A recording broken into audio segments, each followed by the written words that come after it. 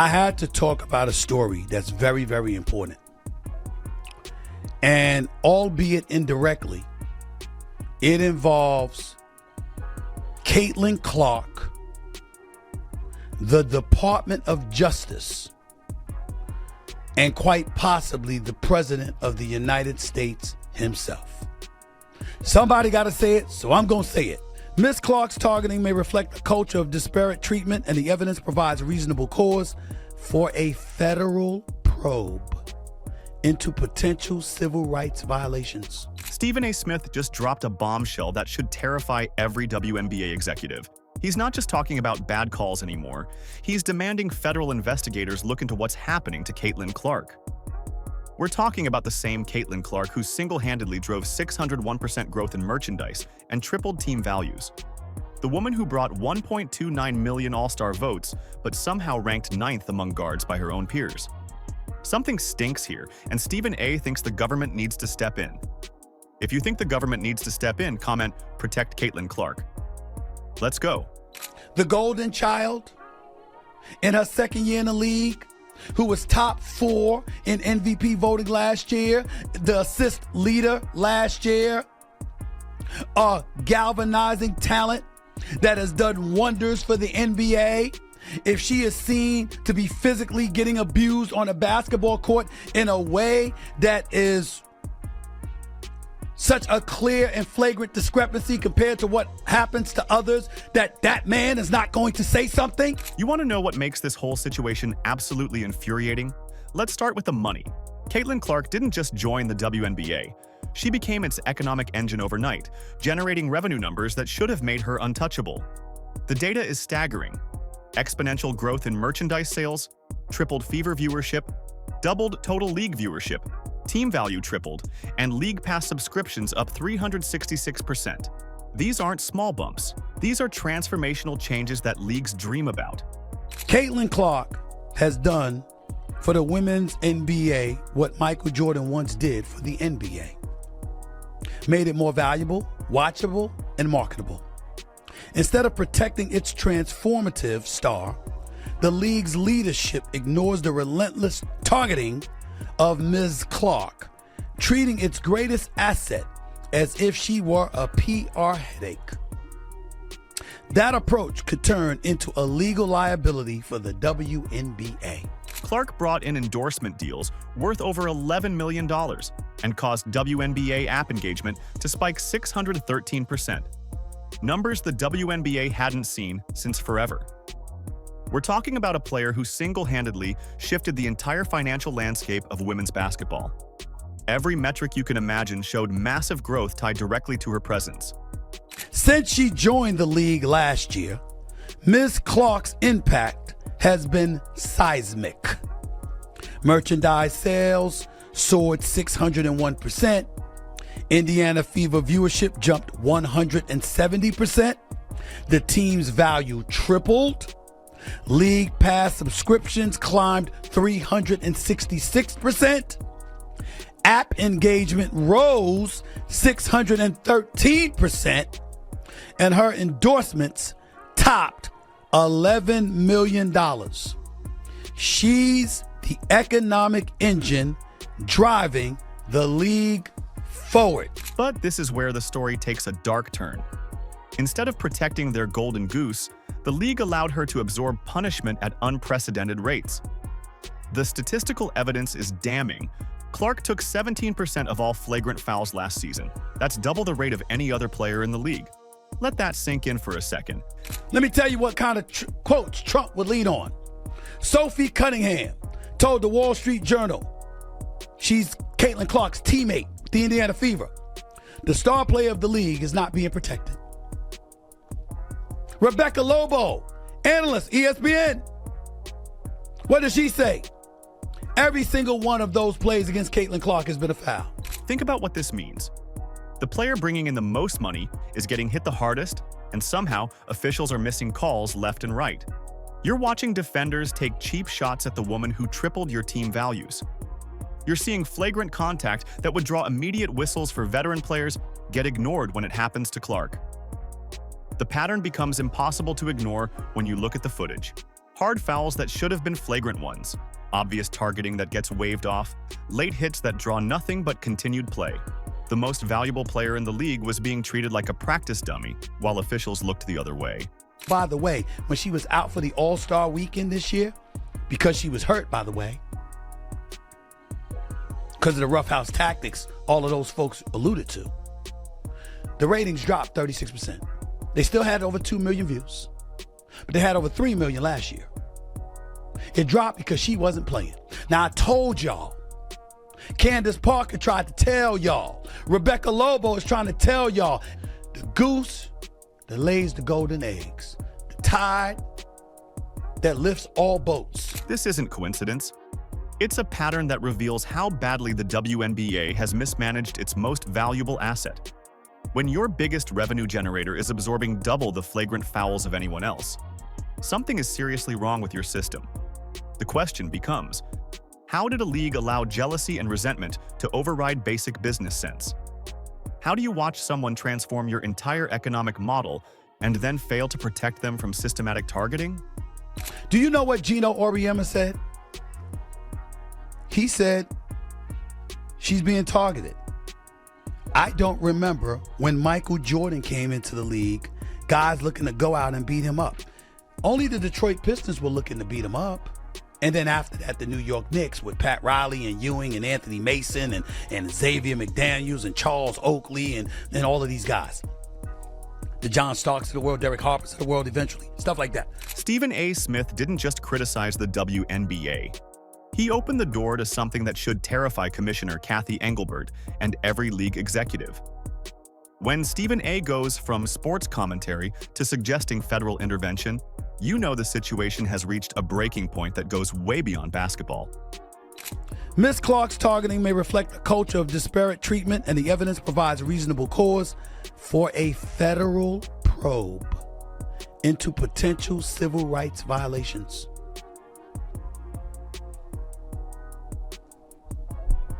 Am I making it up now? Remember I said this months ago. Remember I talked about people being jealous. The Cheryl Swoops of the world and others. Remember I pointed that stuff out? Remember I talked about the rough housing? The Wall Street Journal published an explosive op-ed arguing that the federal government should investigate Clark's treatment as a civil rights issue. This wasn't some random blogger making noise. This was one of the most respected publications in America, putting the WNBA on notice. The piece didn't mince words about what they saw happening to the league's biggest star. This would mirror the Equal Employment Opportunity Commission investigation into the Erica Hamby's pregnancy discrimination claims against the WNBA and her team.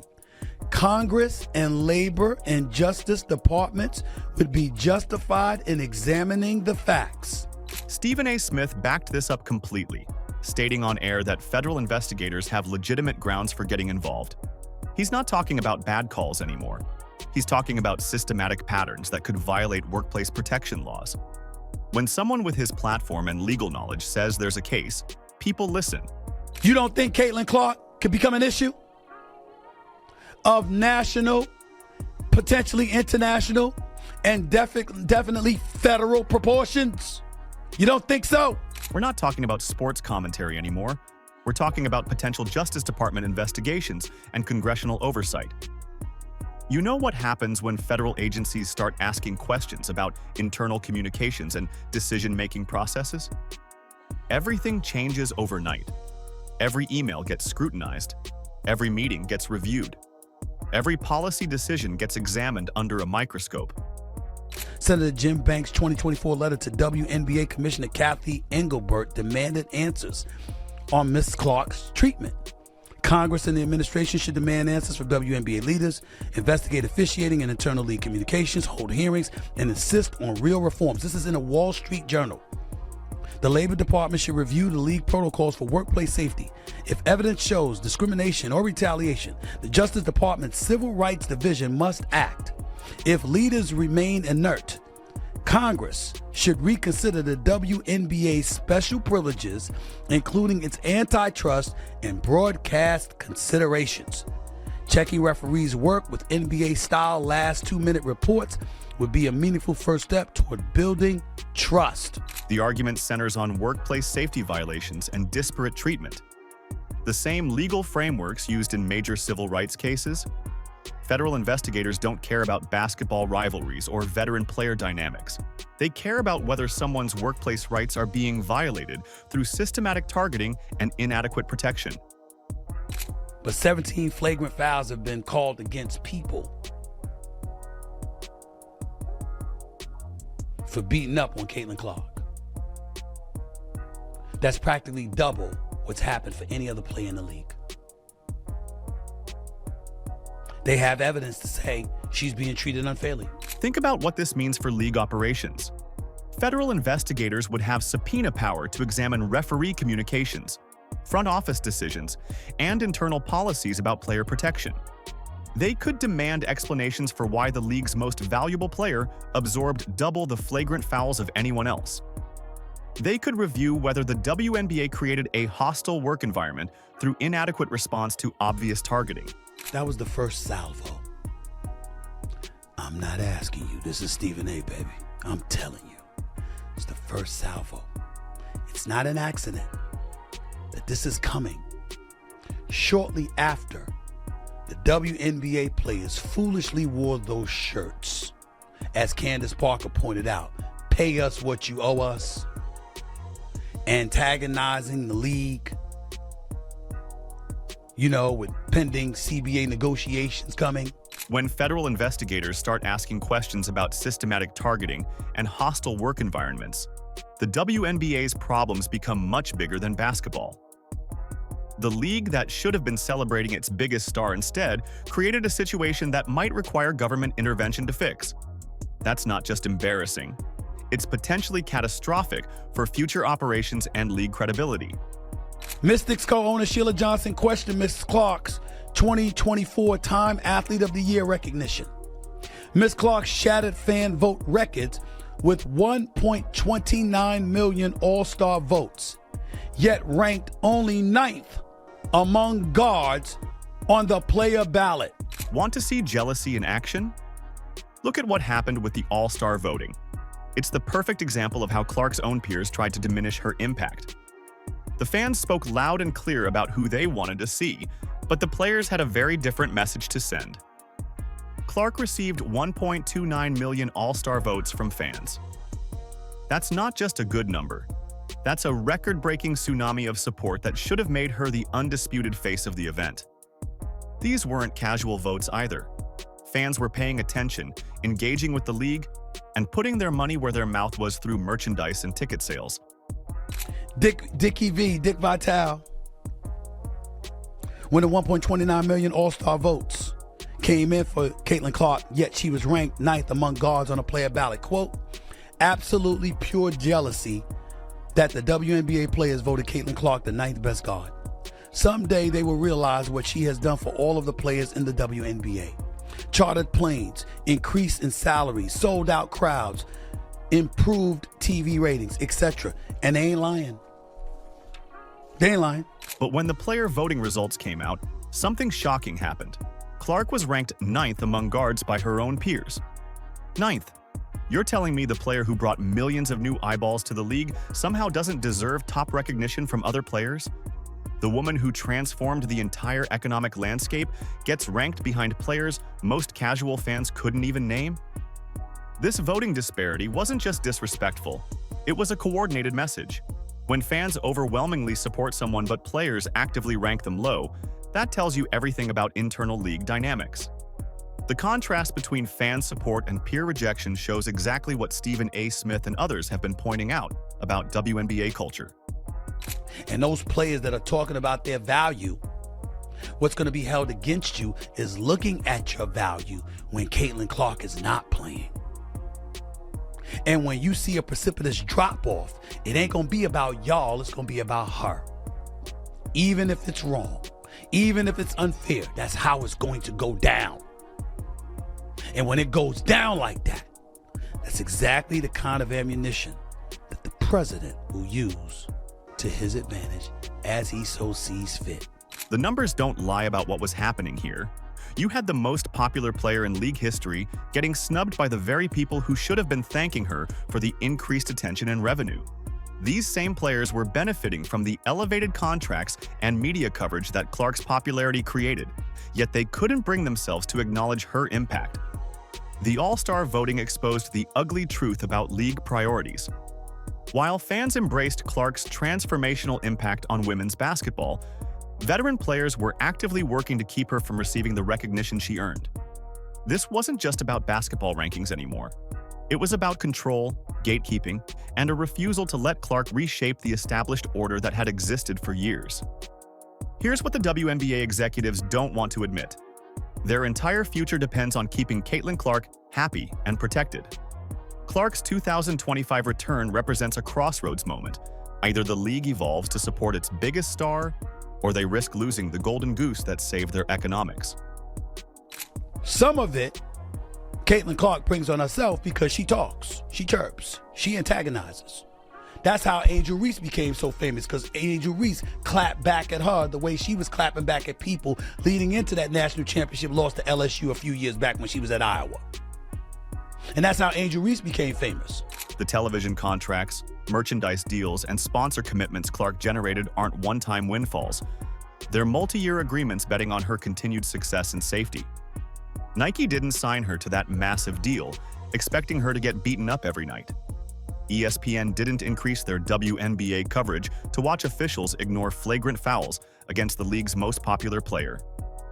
The players were making a case of what they deserve and what they earn, and right around the time that happens, now you got the Justice Department and the Trump administration being egged on to pay attention to this issue so it will get addressed. And when you have Senator Jim Banks, a senator, writing a letter to the WNBA commissioner demanding answers on Caitlin Clark's treatment. The Indiana Fever's front office has made it clear they won't tolerate the same treatment in 2025. They've invested too much in building around Clark to watch her get targeted again. You think they're going to sit quietly while other teams take cheap shots at their franchise player? Not a chance.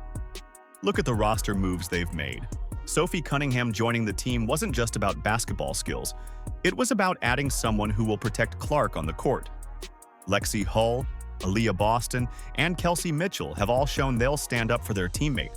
If federal investigators actually open cases, the WNBA could face sponsors pulling out, networks renegotiating contracts, and a public relations nightmare that makes current controversies look minor.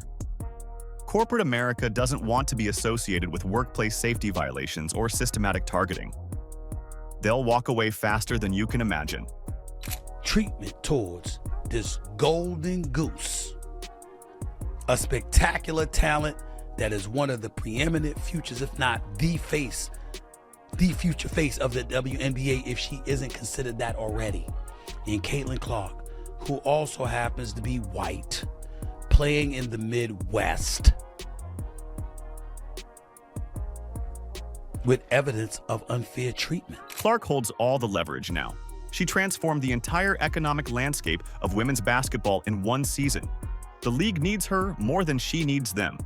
2025 will prove whether the WNBA learned to protect their most valuable asset, or if outside intervention becomes necessary to ensure her safety and success. The WNBA had a choice: embrace the player who transformed their entire economic landscape, or let jealousy and resentment destroy the best thing that ever happened to women's basketball. They chose wrong, and now federal investigators might have to step in to protect Caitlin Clark from her own league and from the jealous WNBA veterans. The league can either evolve or face the consequences of their mismanagement. If you think the government needs to step in, comment "Protect Caitlin Clark," like, subscribe, and turn on all notifications so you never miss out. Click the video on the screen, and we will see you in the next one.